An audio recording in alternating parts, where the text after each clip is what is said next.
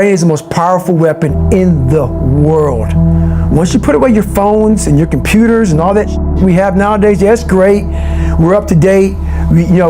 But your brain is the only thing you have when you're going through depression, when you're going through hard times, when you're going through death, real life. You can't Google that, man. You're alone.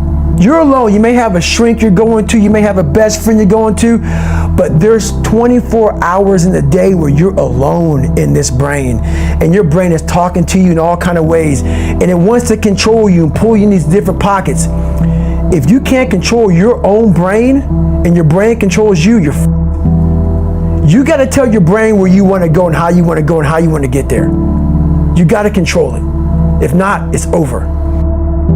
What existed for me was, okay, man, how am I going to make this work? And all I knew back then was hard work. The only way anything gets accomplished. That's all I heard back in those days. You got to work hard. You got to work hard. I'm not getting I can't get this paragraph. I can't remember what the f***'s in this paragraph to pass this test to get in the military. Read again. Still not getting it. Read again. But if you're not getting it, write it out. And that's how I started learning. Okay, well, I got to write out everything I do. And then write it out again. And write it out again. And guess what happened? I got it. I got it. I can't swim. I'm negative buoyant. Go back again. I can't swim. Go back again. Go back again. Go back again. I got it. I realized if I keep going back and going back and going back until the just becomes, your mind will say, okay, we're going to figure it out. Because he is not going to stop. It's not like I'm going to try one more time. No. It's just like alarm clock goes off, boop, we're going back. I can't read right, we're going back. I gave myself no way out, and my mind realized that. They said, okay, we're going to adapt and overcome now. Like a lot of people say, trying hard. Your mind knows, man. It knows this guy's bull me, man. This guy's lying. There's no truth behind it. When I was in Navy SEAL training, people go, how were you there for 18 months? The program was only 6 months long. You were in 3 hell weeks in 1 year. No one's ever done that. How did you do that? I talk about the new norm. When I lived in a $7 a month place when I was growing up for a short period of time, I loved it. I didn't know any different. That was my norm. Once we moved out of that place, we moved to a $236 a month place. I was like, I never want to go back to that little piece of shit. But if you go back to that $7 a month place and you realize this is where I live, this is all I got, your mind says, roger that, this is home. So when I was going through Navy SEAL training for 18 months and going back through all the hard parts over and over again, I told myself after the first time, I knew it was gonna be a long journey there. My body was breaking down. It was just how it was going on. I said, you know what, this is my new norm. So my mind said, it's like going to work. Like you go to work, you put your suit and tie on, I go into suffering every day. Every day, suffering, being broken, duct taping my feet up, stress fractures, shin splits, being broken. This is my new norm. And your mind says, if we're not broken, this ain't normal. We gotta be broken. So then your mind starts to get tougher and tougher and more callous. People, how did you run on broken feet? Broken shins. My mind knew this is how we operate. We're in Navy SEAL training. This is what we are. I became hell. And that became my new norm. I gave myself no way out. There was nothing outside these walls of hell. Nothing. I loved God, but for a short period of time, I became the devil, because that was hell. I became the boss, the owner, the CEO of Navy SEAL training. That was my mindset. And that's how you get through things. You immerse yourself in wherever it is, and you become that. You become that and give yourself no way out. When I was 297 pounds and I was fat as hell trying to be a Navy SEAL, the scariest thing in the world to me, even to this day, was that could have been the rest of my life. I thought then I was trying hard.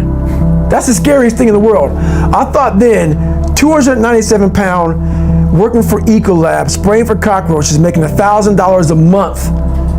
I thought that was me at my 100% potential.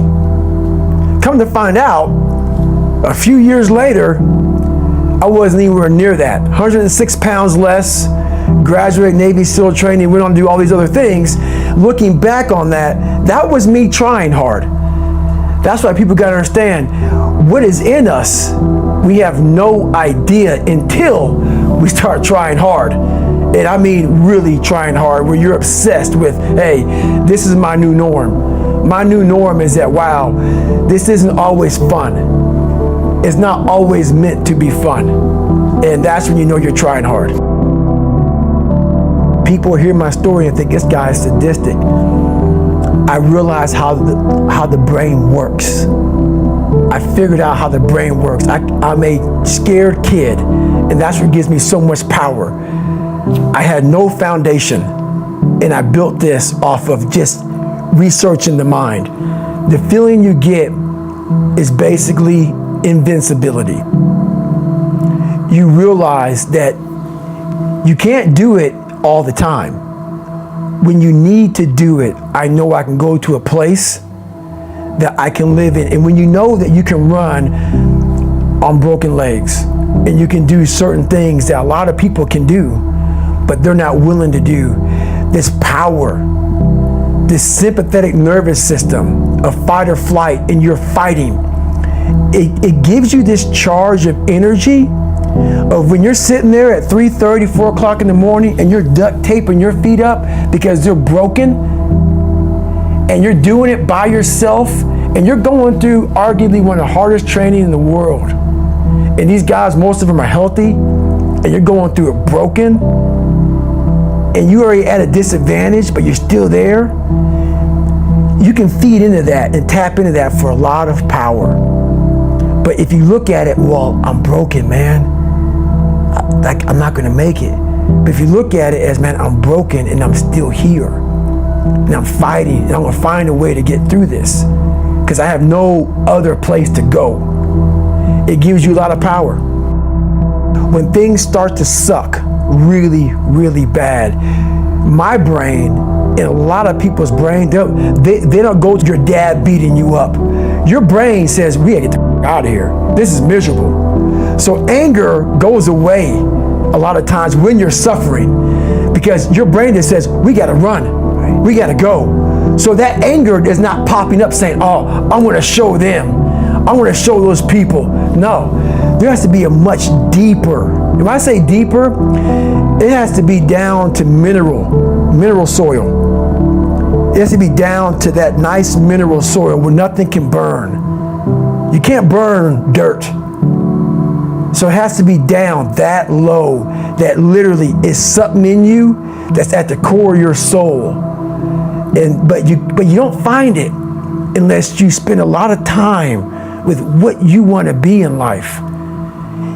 I can't give that to you. Right. You can't give it to somebody. When you find your true passion in life, and my passion for me, when like, oh, I want to be, I don't give a Navy SEALs, Army, I don't give a shit. I want to serve my country. I want to be someone that I'm proud of.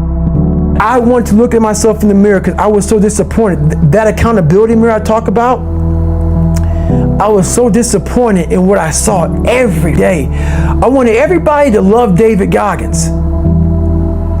And a lot of people did. I didn't love myself. But I knew a lot of us want to find peace first. So people say, man, you always talk about this suffering and pain and I'm at peace right now because I went through that. Right? You don't find peace first. If you do, Merry Christmas. More power to you. More power to you. I found peace on the opposite end of finding myself. And no one really finds themselves without going through trials, tribulations, suffering, accountability. And accountability is suffering. Being accountable every day for doing right for yourself, for the people next to you, it's miserable. It's hard. So, even the smallest details.